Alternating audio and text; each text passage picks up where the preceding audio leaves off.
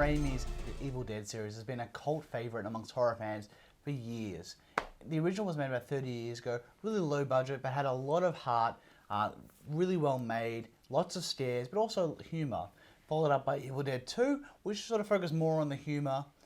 Third film, Army of Darkness, very cheesy, still action-packed, starring Bruce Campbell as the title character Ash. Now, it's 30 years later, and we have a TV series, Ash vs. Evil Dead. Still with Bruce Campbell as Ash. We've got Sam Raimi as the actual producer, who actually directed the first episode. Jason, what do you think? So it's definitely 30 years. There's been 30 years since the last time we saw Ash because he's looking a little bit old. But he still looks in pretty good shape compared to how he looked in Burn Notice. He's definitely been to the gym. And it fits. He plays that same very much nonchalant, arsehole-y kind of character. Because believe it or not, Ash, despite everything that happens to him, is not a particularly relatable or friendly character. There is a moment in the first episode where he becomes the more heroic Ash.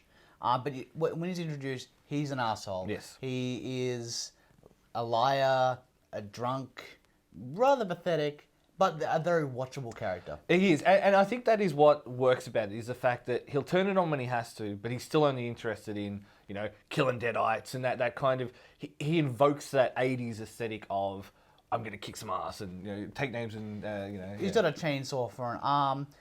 So the series has always sort of straddled that horror and comedy elements together. As the series went on, it did get cheesier and cheesier. The series is more... It embraces the cheese. It does, but I think the one thing that surprised me for a television show was just how much gore they got away with. And Sam Raimi's always done inventive gore. Like, he's always done... Things are heads are exploding and things are happening, and it's still pretty funny. And he does that kind of Dead by Dawn. Anyone who's seen the original will remember the humor involved around that. So it was interesting to see him take those elements that made the movie so strong and actually incorporate them reasonably well into a television show. There's lots of practical effects. There's lots of, the head explodings, blood spurts. You can tell when they've used special effects to maybe hide some of the bulk pumps or do like exploding heads, which are humorous, and then you can also tell where the television budget for special effects is. Yes, the Doctor Who moments, I like to call those. I love Doctor Who, but you can definitely tell it as BBC, not ILM. But I still think it maintains what made the series great. I think if there's anything that it's managed to do, it's encapsulate that. And the worry was, of course, that when the second episode came out... Not directed by Sam Raimi. It would, of course, lose a lot of that charm.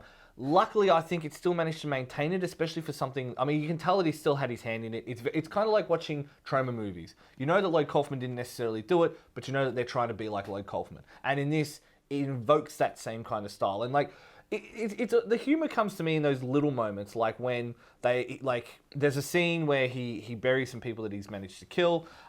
He plants the crosses down. They have a conversation, and then randomly one of them mentions that they were Jewish. And he's like... You could have told me. You could have told me that. I made these stupid crosses. Yeah. And so it's like, there's those kind of moments where it does that, it straddles that line of that quote unquote controversial racial kind of humor. But it does it with no malintent. And I think that's what carries it, is the fact that all this stuff happens, but none of it is meant to be nasty to anyone. And that's, I think, is its shining grace. It's managed to carry that over. For fans of the series, there's plenty of moments where he's got the boomstick, he says groovy, he's got the chainsaw arms, all that sort of stuff.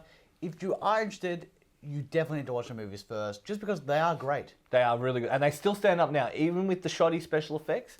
Well, the first one's all practical effects. It is. And you've never seen a tree move quite like that. And so, but I tell you what, just watch them. It's fantastic. The series continues on very, very well.